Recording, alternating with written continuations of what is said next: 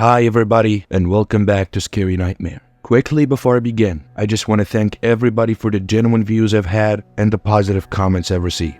We're about to watch part 2 of this story, so if you haven't watched part 1, I heavily recommend you to go ahead and watch from part 1 so you can totally understand what this story is about exactly. Come on, what are you waiting for? Just press on that top right corner and enjoy the story from part 1. And for now, let's begin.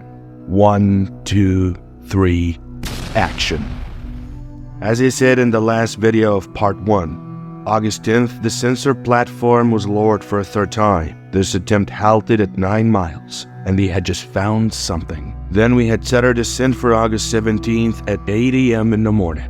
A lift had been constructed the previous day after a final delivery of equipment. It looked reassuringly sturdy and had a max carry weight of 20,000 pounds, so we would be well within safety parameters. The miles of cable had been arriving for days and were laid out everywhere you looked. Our gear was all excellent quality, third-generation night vision PAP respirators, but there was no indication yet we would require them. Custom-made Kevlar composite body armor, standard Glock 19 sidearms, and modified MK17 scars for the security detail. Not everyone favored weapon, but I never had an issue. We also used an interlinked video camera system where everything we saw and heard was recorded and could be viewed in real time or replayed by any other member. This system also included location trackers built into our helmets. If I was going to be petty, which I am, the chest rig had a fucking stupid design and the pockets weren't big enough, but no serious complaints.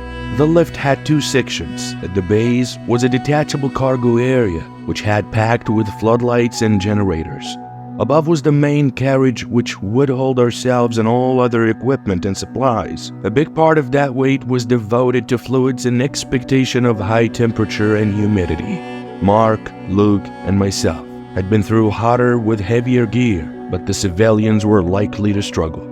The 6 of us entered the lift at 7:55 a.m. for final checks. I received a go-ahead on schedule, locked the gate in place, and we began our descent. The bioluminescence faded, and our harsher lights took over. Ava and Peter were visibly nervous, fidgeting and whispering to each other. I remember looking up and watching the circle of light above shrink as we left the surface behind.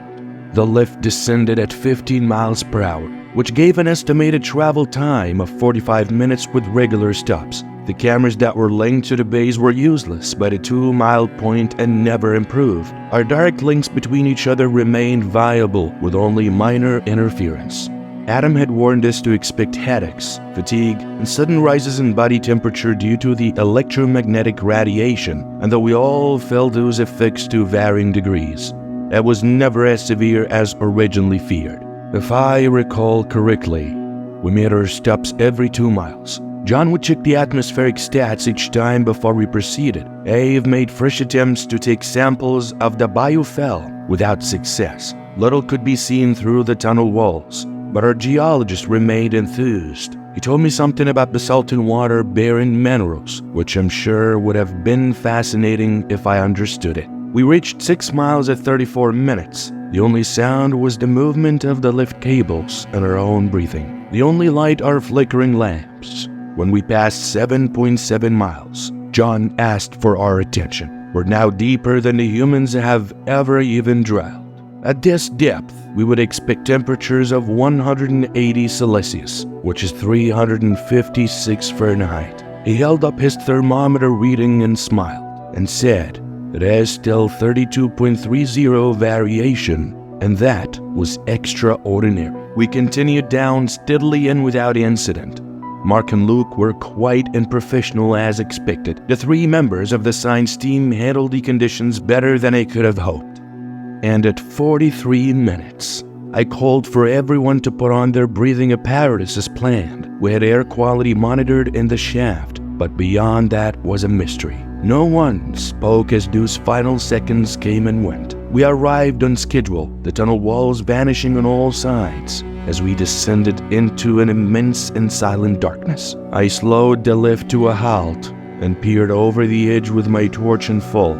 The last probe's data indicated a solid surface and that appeared to be accurate. I dropped down onto striated rock covered by biofilm, no different to the walls of the tunnel we had just left. In fact, the biofilm extended unbroken in every direction, suggesting we were simply in a swelling of the tunnel as opposed to an entirely new area. It was, and I cannot stress this enough, the deepest pitch black I've ever experienced. As powerful as they were, our throws illuminated such narrow bands that they felt almost useless. I doubt the signs played a part in this impression. There was no sound, but that which we made ourselves, not so much as a trickle of water. I imagined I could feel the weight of all those miles above bearing down, billions of tons of stone between us and the light from the faces of the others. I don't think I was the only one. When the 6 of us had exited, we began setting up, unpacking the floodlights, generators, and other supplies. I retested our location trackers on local team cameras network, flicking through each member's video and audio, and found it working with minimal issues. I tried the Gen 3 night vision, but there was little to see other than an empty expanse, quiet and waiting. And when it came to the infrared setting, it was useless due to interference. When the air quality checks were complete, we removed our breathing apparatus, as there was still no detectable variation in atmospheric conditions, and no sign of toxins or other biohazards. Mark found the remains of the 2 drones that had fallen weeks before and packaged them for return. We had brought a fresh drone, but it could only manage a few seconds of flight before interference killed it. John began working on alternatives, imaging systems that could provide an advanced picture of our surroundings. He called us over 30 minutes later. On a screen, the scan data fed back, rendering a 3D model of the cavern's interior. We stood in a basin of a huge void, 3 miles long, 2 miles wide and 1 mile tall. And there was something else in the center of the chamber, beginning just 100 feet above us. Then all of a sudden Mark was like, "What the fuck is that?" I suspect he spoke for all of us. In the silence over our heads, a gigantic cylinder ran the full length of the expanse. If the imaging was correct, it was almost 2 miles long, with a diameter of half a mile. I found myself involuntarily glancing up, though I know my eyes couldn't penetrate the darkness. It isn't attached to anything. John tapped the image of his screen. This artifact above us. It isn't touching the surrounding structure, not anywhere. No visible support. It is just floating, for want of a better word. It only took us a couple of minutes to angle some floodlights directly upwards, then zoom our cameras in on the object. We could see it up there, though there was no great detail for me to describe. All the light revealed was a dull metallic surface, the smooth skin of the sleeping giant, hanging over us. I said, "All right." Then I checked the time and decided to push on. Let's get back to it. We've got a schedule to keep. As we worked, I noticed the bioluminescence had picked up around the lift, in both surface area and intensity. I didn't know whether to be unnerved or thankful. It took us 2 hours to set up the field of cables and lightning. When we were complete, almost a quarter of the chamber floor had enough illumination for us to find our way without night vision. The lamp still flickered, but we would have to live with it. I'd created and overlaid a location grid on the models John had produced. Once everyone confirmed access to this on our handsets, we agreed to regroup at base camp. The walk back was when Ave fell. I heard her intake of breath and curse on the audio, then Luke helping her up. I switched to her video feed on my own headset. "Ave, are you alright? What happened?" She said sorry, as she sounded more irritated than hurt. I watched the live feeds as the biologist dusted herself down and began to examine the ground around her feet. It was as flat and featureless as any other part of the biofilm. "I definitely tripped on something sharp," she said. "It was right here." Then when it came to Luke, I saw him helping her search, but didn't see anything. And then he replied with, "Sir, I did not see anything." Then Ave replied, "I'm not imagining. I literally know what I felt." I rewound her footage and played it back. Ave had been watching where she was going, and I couldn't see a reason for the fall. There was nothing on her camera. Luke didn't see it either. There was nothing there now. So let's put it down as a stumble and move on.